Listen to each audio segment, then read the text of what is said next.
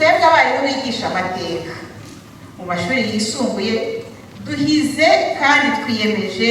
Uwimana Françoise ni umwarimu w'amateka mu mashuri yisumbuye.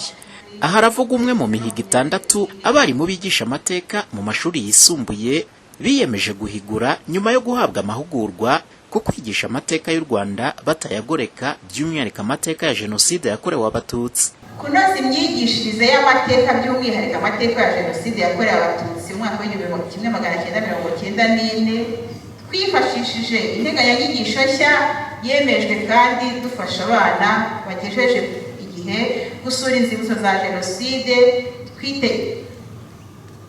zitwegereye hagamijwe kubasobanurira amateka nyakuri kwitegurwa ry'umugambi wa Jenoside yakorewe Abatutsi, ishyirwa mu bikorwa byayo ndetse n'ingaruka yagize. Ku bijyanye n'iyi ngingo yo gufasha abana gusura inzibutso za Jenoside yakorewe Abatutsi, bamwe mu barimu bigisha amateka barasaba ko abayobozi b'ibigo by'amashuri nabo bahabwa aya mahugurwa, kuko kutayahabwa imihigo imwe n'imwe biyemeje harimo n'uyo wo gusura inzibutso ushobora kutazagerwaho igihe abayobozi b'ibigo by'amashuri batabishyizemo imbaraga. Cyane ikibidutera nuko hari igihe bataduha, kuba ko ari bo baba ari abayobozi b'ikigo, hari igihe bataduha umwanya wo kuba twabona abana, wenda nk'urugero ngo tubajyane ku nzibutso nk'iyo bishe ntago iba mu kigo. Ukuntu yaba inzitizi, nk'urugero batubwiye ko tuzajya dufasha abana gusura inzibutso, hari nk'aho wenda ashobora kutaguha iyo bageti yo kubajyanayo. Umuyobozi w'ishuri hari igihe atabikora. Muri make abayobozi b'ibigo nabo bazaze hano.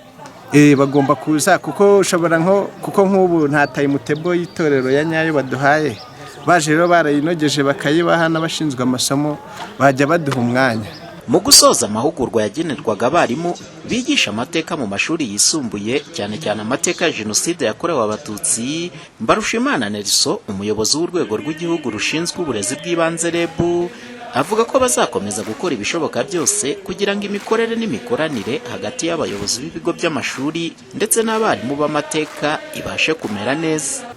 By'umwihariko hari ubusabe bwagaragajwe na buri cyiciro cyahuguwe bwo kurushaho kunoza imikoranire hagati y'abarimu n'abayobozi b'ibigo by'amashuri.